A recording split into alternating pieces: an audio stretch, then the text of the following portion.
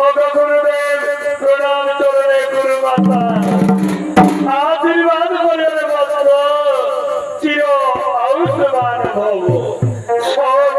সকলে মন্ত্র কৃষ্ণ বলরাম গুরুগৃহে শিক্ষাদান আদি তোদের শেষ হয়ে গেছে এবার তোরা মনের আনন্দে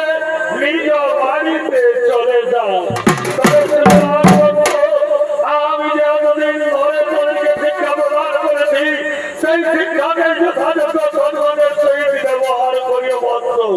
শিক্ষা যেন অপব্যবহার করিও না। হ্যাঁ গুরুদেব তাই হবে গুরুদেব তোমাদের আমরা প্রয়োগ করে করিব পালন তব শিক্ষাকে আমরা যথাযথ সম্মানের সহিত ব্যবহার করব কিন্তু গুরুদেব শুনিয়াছি লোককে গুরুগৃহে শিক্ষাদান শেষ হয়ে গেলে নাকি গুরুকে গুরু দক্ষিণা দিতে হয় তাই বলি বলে না গুরুদেব কিবা গুরু দক্ষিণা তাও তুমি আমাদের কাছে আমরা না হইতে বা তোমাকে দিয়েই যাব কৃষ্ণ বলরাম আমি আজও পর্যন্ত কারো কাছ থেকে কোনো গুরু দক্ষিণা নিই না আর তোদের কাছ থেকে আমি কোনো গুরু দক্ষিণা নেব না তোরা মনের আনন্দে নিজ বাড়িতে চলে যা। ও দাদা বলো না দাদা কি করে পাই গুরুদেব তো আমাদের কাছে গুরু দক্ষিণা নিতে চাইছে না দাদা যদি গুরুদেবকে আমরা গুরু দক্ষিণায় দিতে না পারি তাহলে কি আমাদের শিক্ষা অর্থপূর্ণ থেকে যাবে দাদা? ওরে ভাই কৃষ্ণ তার জন্য করিস না চিন্তা গুরুদেব আমাদের কাছে গুরু দক্ষিণা নিতে নাই বা চাইল রে ভাই ওই সম্মুখে দাঁড়িয়ে আছে আমাদের গুরু মাতা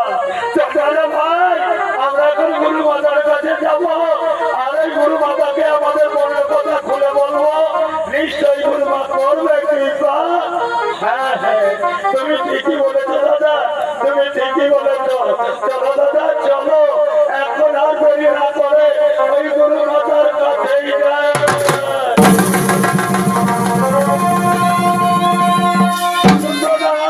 প্রণাম চরণে আগে গুরু মাতা আশীর্বাদ করিও বন্ধ দীর্ঘ জীবী পাও বল রে বন্ধ কৃষ্ণ বলরাম কেন তোরা সময়ে ছুটে বাবা আমার কাছে কি তোদের প্রার্থনা গুরু মাতা গুরুদেব আমাদেরকে বললো গুরুগৃহে শিক্ষাদান আমাদের শেষ হয়ে গেছে মাতা এবার আমরা নিজ বাড়িতে চলে যাবো কিন্তু গুরু মাতা ওই বাড়িতে যাবার কালে আমরা যে গুরুদেবকে কিছু গুরু দক্ষিণা দিতে চাইলাম না গুরুদেব তো আমাদের কাছে কোনো গুরু দক্ষিণায় নিতে চাইছে না তাই বলি বলো না গুরু মাতা তুমি বলো না কিনা গুরু দক্ষিণা চাও তুমি আমাদের কাছে তোমাকে না হয়ে আমরা সেটা দিয়েই যাবো। ওরে ভক্ত নয়ন মনে কৃষ্ণ বলরাম তোকে দিতে হবে না রে তোদেরকে দিতে হবে না গুরু দক্ষিণা পারবি না রে পারবি না দিতে গুরু দক্ষিণা তার চাইতে যা বাবা যা তোর মনের আনন্দে নিজ বাড়িতে চলে যা। না গুরু মাতা কেমন করে ভাই মাতা আমরা গুরু দক্ষিণা না দিয়ে যদি নিজ বাড়িতে চলে যাই আমাদের শিক্ষা যে অসম্পূর্ণ থেকে যাবে মাতা তাছাড়া আমরা তো তোমার সন্তানের মতো আমাদের কাছে বলতে লজ্জা কিসের বলো না মাতা বলো না কিবা গুরু দক্ষিণা চাও তুমি আমাদের কাছে ওরে ভক্ত কৃষ্ণ বলো না আজ সত্যি যদি দিতে চাই তোরা গুরু দক্ষিণা তাহলে শোন বাবা শোন ঠিক তোদেরই মতো আমার এক সন্তান ছিল নাম ছিল তার পুনর দত্ত ধ্যান তর্পণ করিবার পরে ওই যে গেল সাগরের তীরে আর সে এলো না ফিরে তাই বলি ওরে বস্ত কৃষ্ণ বলরাম তোরা কি পারবি বাবা তোরা কি পারবি আমার সে হারিয়ে যাওয়া সন্তানকে এনে দিতে আমার করলে যদি পারিস এনে দে বাচ্চা সেটাই হবে তোদের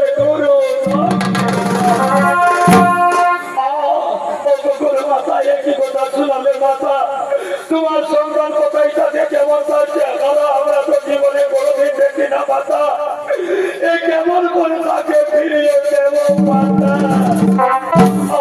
আমি জানি রে ভক্ত জানি